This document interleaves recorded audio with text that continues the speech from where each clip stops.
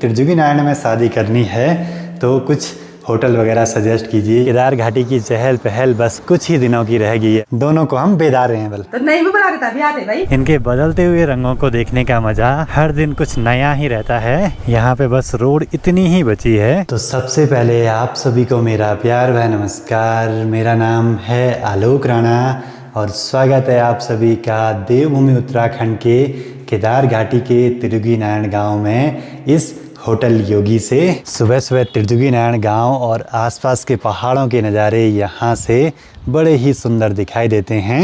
एक तरफ दूर यहाँ पे ये चंद्रशिला चोटी और दूसरी तरफ यहाँ पे केदारनाथ पीक है, साथ ही खूब सारे बर्फीले हिमालय। मेरे को बहुत सारे अपने व्यूअर्स के मैसेज वगैरह आते थे कि त्रिजुगी नारायण में शादी करनी है तो कुछ होटल वगैरह सजेस्ट कीजिए या कहाँ पे हमारी व्यवस्थाएं हो सकती हैं। अब कोई दिक्कत वाली बात नहीं, क्योंकि दीदी लोगों का ये नया होटल योगी जिसमें सारी व्यवस्थाएं मिल जाएंगी आपको। डिस्क्रिप्शन बॉक्स में नंबर दिया गया है, बुकिंग्स वगैरह कराने के लिए आप संपर्क कर सकते हैं। बाकी आज मुझे घर को निकलना है, क्योंकि यहाँ केदार घाटी के लगभग जितने शादी के कार्ड मुझे बांटने थे मैंने दे दिए हैं। कुछ रह गए होंगे तो कुछ दिनों में दोबारा आ जाएंगे। धीरे धीरे पहाड़ों में सर्दियां बढ़ रही हैं, लेकिन धूप की बड़ी तेज चमक लग रही है और कुछ समय तक यहाँ पहाड़ों में ऐसे कुछ माहौल रहता है भाई। साथ ही आजकल आपको यहाँ त्रिजुगी नारायण गाँव में जहाँ देखो वहाँ रंग बिरंगी राजमा दिखाई देगी। और दीदी लोगों के घर के पास में ही यहाँ पे इंटर कॉलेज भी है, तो चारों ओर हर समय चहल पहल बनी रहती है भाई।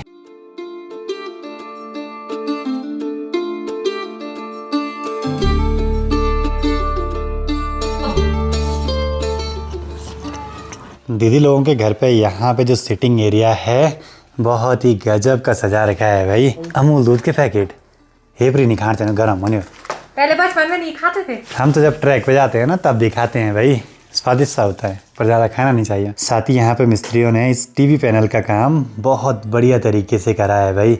सारी वायरिंग वगैरह अंदर ही छुप गई। बाकी अब दीदी के इस घर पे मैं पहली बार आया हूँ तो दीदी टीका लगा रही है। वैसे क्या जरूरत थी? नहीं थी भाई जरूरत है। हाँ जरूरत होती है, लिफाफा भी है भाई। ढेर सारी बधाइयाँ नए घर की, शुभकामनाएं। आप आते रहो। चलो जी, दीदी को कार्ड भी दे दिया है और दीदी प्रीति को, दोनों को हम बेदार रहे हैं बल। हाँ तो नहीं भी बुला देता भी आते भाई। क्यों नहीं आते, जरूर आते, जरूर आते।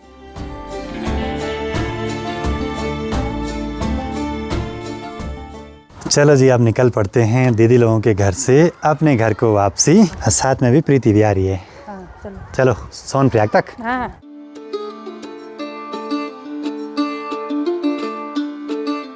तो ये है जी त्रिजुगी नारायण मार्केट की पार्किंग। खूब सारी यहाँ पे गाड़ियाँ लगी हैं अभी। कई गेस्ट बोल रहे हैं कि हमको यहाँ आने का रास्ता नहीं मिला। ये स्टेशन है और यहाँ पे गाड़ियाँ लगी रहती है ना, इसलिए रास्ता दिखता नहीं है। तो आपने सीधे यहाँ पे ये जो पोल है ना, इसके बगल से रास्ता है खुला खुला। यहाँ से सीधे ऊपर होटल योगी तक। बाइक मैंने यहाँ पे पार्क करी थी, लेकिन यहाँ सामान उतर गया तो जरा ये हटाने पड़ेंगे भाई।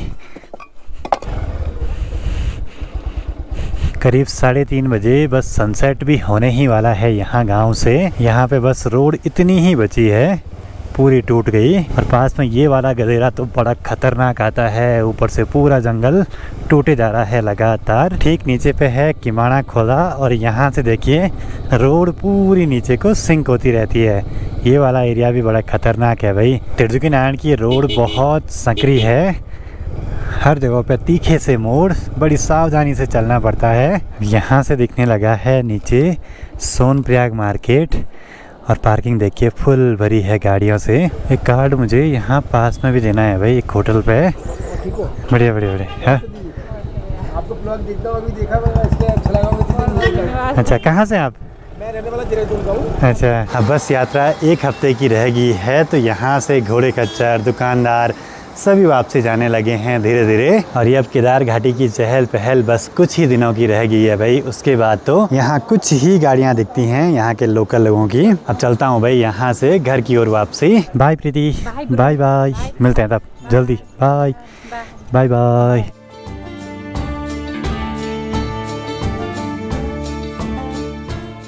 अब तो पूरे रास्ते पर ऐसी लंबी लाइन दिखेगी घोड़े खच्चरों की।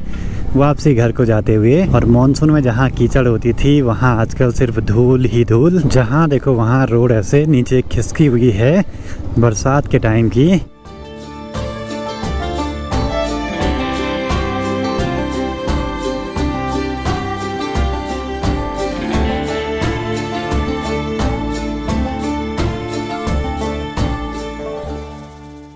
ये भी अलग ही मज़े हैं भाई घोड़े खच्चर में बैठने के। इन्होंने पूरे पिछले 5-6 महीने बहुत मेहनत करी है इस पूरे रूट पे। पर डर बहुत है भाई गाड़ियों से टकराने का, मिरर वगैरह लगने का। अब इस वाली जगह पर भी एक नया पेट्रोल पंप खुल रहा है। सामने बादलों के बीच से थोड़ा चौखंबा पर्वत दिखने लगा है अभी। और यहाँ से सामने बिसुरी ताल वाला टॉप भी दिखाई दे रहा है। और चौखंबा पर्वत के पास में ये नज़दीक का पहाड़ धौलीधार और साथ ही द्वारा भी दिखने लगा है, जहाँ से हम मननी ट्रैक पे गए थे। 2 गाड़ियाँ फंस गई भाई, यूपी की गाड़ी और UK 13 की टैक्सी।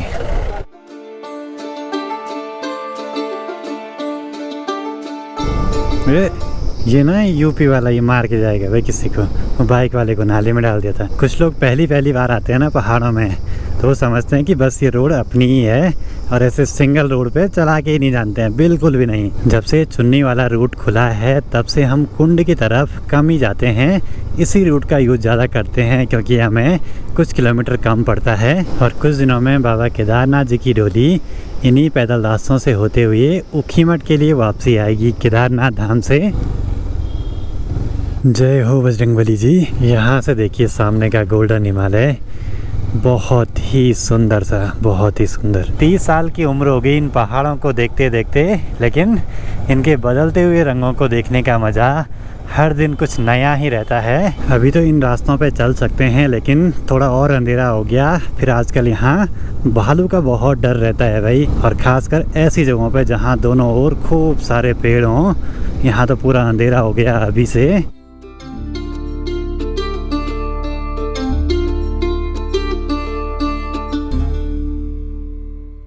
चलो जी, शाम के 6 बजे घर पे पहुंच चुका हूं और आजकल 6 बजे ही देखिए कितना अंधेरा होने लगा है। पर सामने चौखंबा पर्वत अभी भी बड़ा गजब का चमक रहा है। अब माँ पापा घर में इंतजार में बैठे हैं। अब परसों से गेस्ट भी आने वाले हैं होम स्टे में, तो उनके लिए भी तैयारियां करके रखनी है और साथ ही अपने काम भी निपटाने हैं भाई। सभी बहुत काम है पेंडिंग अभी।